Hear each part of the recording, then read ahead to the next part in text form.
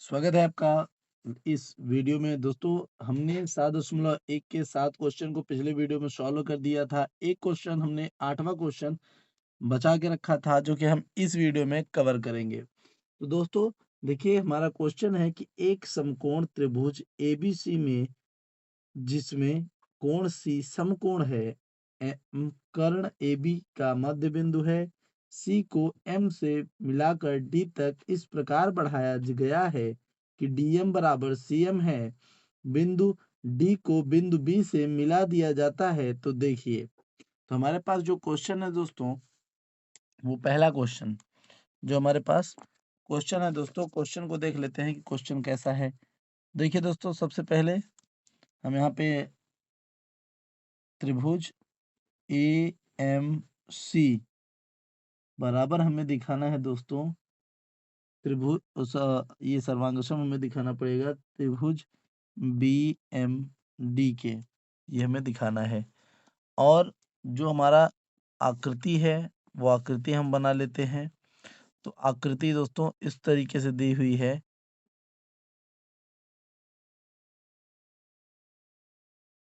इस तरीके से दोस्तों आकृति दी हुई है, जिसमें ये वाला हिस्सा हमारा डी है, ये वाला हिस्सा हमारा बी है, ये वाला हमारा हिस्सा एम है, ये वाला हिस्सा हमारा ए है और ये वाला हिस्सा हमारा सी है, इस तरीके से। और इसमें हमें दोस्तों दिखाना पड़ता है कि त्रिभुज ए एम सी सर्वांगसम हो बी एम डी के, यानी ए एम सी हमारा ये वाला त्रिभुज बी एम डी इस वाले त्रिभुज के सर्वांगसम है, हमें ये दिखाना है। तो देखिए दोस्तों, जैसा कि बोला हुआ है कि तो इसमें जो जो हमें दिया है हम पहले वही लिख लेते हैं कि हमें दिया क्या है। तो जो हमें दिया है वो दिया है कि कोण सी बराबर हमारा 90 अंश है। कोण हमारा सी 90 अंश है, हम इसे लिख लेते हैं। फिर उसके बाद हम देख लेते हैं, बोला है कि यम ए बी का मध्य बिंदु है। तो एम ए बी का मध्य बिंदु है, ये लाइन भी जरूरी है इसमें। तो हम लिख लेते हैं कि ये हमारा मध्य बिंदु है। ठीक, अब देखते हैं हमारा जो क्वेश्चन होता है, हम ये पहला क्वेश्चन हल सॉल्व करते हैं। चलिए, तो हमें एम एम बराबर बी एम है। क्यों भैया? क्योंकि एम जो है ए बी का मध्य बिंदु है, एम ए बी का मध्य बिंदु है, क्योंकि ये दिया हुआ है हमें, तो इसलिए हम यहाँ पे ये लिख देते हैं। देखिए, जो हमारा ए एम है वो बी एम के बराबर है, यानी ए एम बी एम बराबर है। अभी हमने क्या देखा कि एम जो है हमारा ए बी का मध्य बिंदु है, यानी एम जो है ए बी को आधे आधे भाग को बराबर काटता है, यानी ये वाला भाग इस वाले भाग के बराबर होगा। तो इसलिए हमने ए एम बराबर बी एम लिख दिया। फिर हम क्या देखते हैं, इसी तरीके से सी एम बराबर डी एम है। इसी तरीके से जो हमारा सी एम है वो डी एम के बराबर है, क्योंकि अगर ये इसको काट रहा है तो ये इसके बराबर होगा।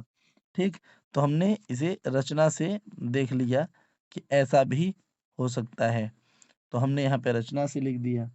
अब हम देखते हैं कि कोण हमारा जो ए एम सी है वो बराबर आ रहा है कोण बी एम डी के, कोण बी एम डी के।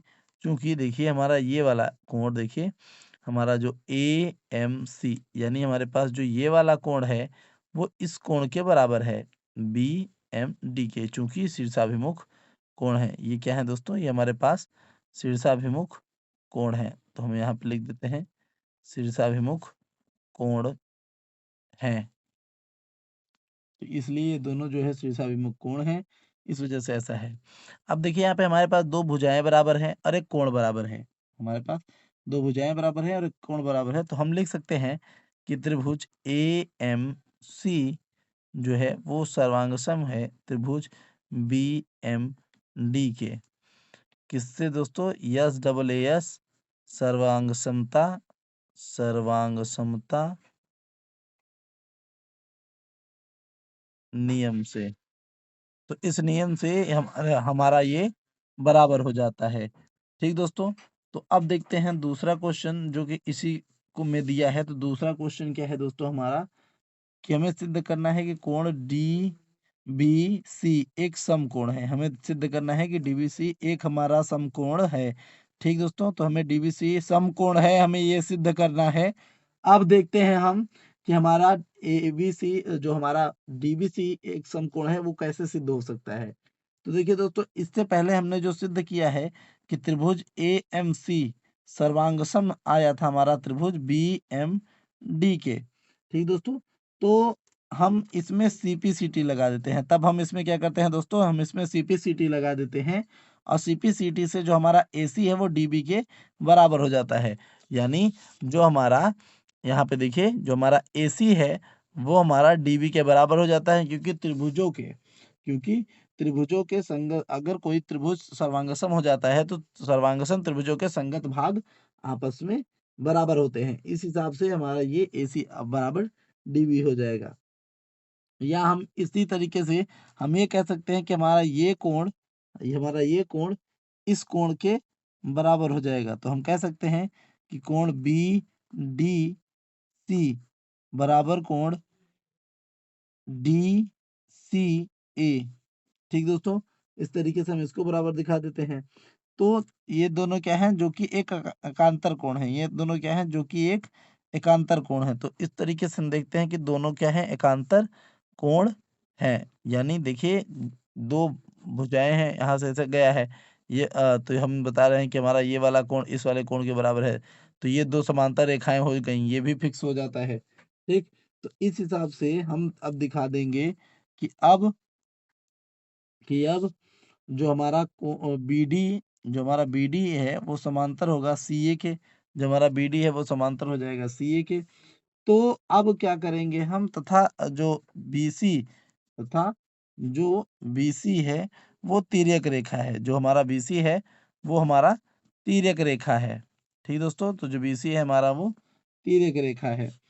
अब हमें करना क्या है कि भैया कोण ए सी बी प्लस कोण सी बी डी बराबर 180 अंश हम ऐसा लिख लेते हैं। ऐसा क्यों? चूंकि अंतः कोणों का योग 180 अंश होता है। 180 अंश होता है। ठीक, हम ऐसे बना लेते हैं कि क्योंकि देखिए यहाँ पर जो हमारा है ए सी बी और सी बी डी, देखिए जो हमारा ए सी बी और हमारा जो है देख लेते हैं दूसरा क्या था, सी बी डी। तो सी बी डी इन दोनों को जोड़ने पर 180 अंश आएगा, क्योंकि अंतः कोणों का योग 180 अंश होता है। तो इसमें हमें एसीबी का मान तो पता था, क्योंकि कोण सी का मान बताया था कि 90 है। तो हम इस तरीके से निकाल लेते हैं कि सी बी डी बराबर 180। तो इस तरीके से कोण सी बी डी बराबर 180 माइनस 90। तो ये हो गया कोण सी बी डी बराबर 90। तो हमारे पास इस तरीके से वैल्यू निकल के चला आया कि हमारे पास कोण सी बी डी जो है वो कितना हो गया, 90 अंश हो गया। अब तो हम इसे चाहे तो सी बी डी लिखें या हम इसे डीबीसी लिखें, दोनों एक ही बात है। अगला सवाल देखते हैं दोस्तों। तो अगला सवाल दिया हुआ है, तीसरा नंबर जो हमारा सवाल है वो है कि त्रिभुज डीबीसी सर्वांगसम दिखाना है त्रिभुज एसीबी के। तो जो हमारा त्रिभुज डीबीसी है वो सर्वांगसम दिखाना है हमें त्रिभुज एसीबी के। तो देखिए दोस्तों, इसमें कुछ नहीं है। अगर त्रिभुज आप देखेंगे, इस त्रिभुज को ध्यान से देखेंगे तो त्रिभुज में आपको सीबी बराबर बीसी दिखेगा, क्योंकि दोनों में उभयनिष्ठ है। तो इसलिए हमारे पास सीबी, तो हमारा जो सीबी है वो बराबर होगा बीसी के, जो कि उभयनिष्ठ है।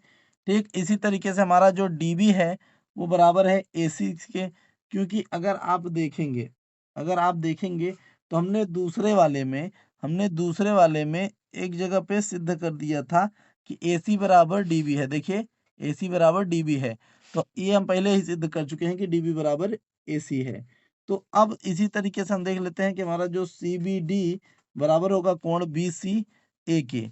ठीक दोस्तों, क्योंकि दोनों क्या है, 90 अंश है, दोनों 90 अंश है, इस वजह से ये हो गया। तो अब हम क्या देखते हैं कि हमारा त्रिभुज डीबीसी, जो हमारा त्रिभुज डीबीसी है वो सर्वांगसम बता रहा है त्रिभुज एसीबी के। वो भी यस यस ए सर्वांग समता नियम से। ठीक, सर्वांग समता नियम से। तो इस तरीके से हमारे पास ये भी बराबर हो गया दोस्तों। अब बचा है हमारे पास हमारा लास्ट क्वेश्चन, जो कि चौथा क्वेश्चन है दोस्तों। इसको भी हम देख लेते हैं कि ये किस प्रकार से सॉल्व होगा। तो इसमें हमें क्या सिद्ध करना है दोस्तों, बस एक चीज कि CM बराबर 1/2 AB, हमें यही सिद्ध करना है। तो करना क्या है दोस्तों इसमें कि हम जानते हैं कि हम लिख देंगे, क्योंकि हम जानते हैं कि त्रिभुज DBC सर्वांगसम है त्रिभुज ACB के, हम जानते हैं कि ऐसा है। ठीक, तो CPCT से, तो CPCT द्वारा, तो CPCT द्वारा हम कह सकते हैं कि जो DC है वो AB के बराबर है। हम कह सकते हैं कि DC बराबर AB है। और DC जो है, जो DC है वो 1/2 DC है, अर्थात जो DC है वो 1/2 है, सीधी बात। तो इसी तरीके से 1/2 AB भी हम कर सकते हैं। दोनों तरफ हमने 1/2 लगा दिया, तो इससे ये दोनों कट सकते हैं, कोई दिक्कत नहीं है। दोनों तरफ हमने 1/2 से गुणा कर दिया है, ठीक, कोई दिक्कत नहीं है। तो अब क्या है कि 1/2 DC जो है वो अगर देखेंगे हम चित्र में तो वो CM है। ठीक, और CM हमने इसके जगह पे इसको CM लिख दिया, और बाकी उसके बाद हमने 1/2 को 2/AB को ऐसे ही छोड़ दिया, तो जिससे हमारे पास ये भी सिद्ध होकर चला आया कि CM बराबर 1/2 AB। ठीक दोस्तों, तो ये हमारा 8वां क्वेश्चन था, ये हमारा सॉल्व हो गया। अगली वीडियो देखिए दोस्तों, प्रश्नावली 7.2। मिलते हैं अगली वीडियो में।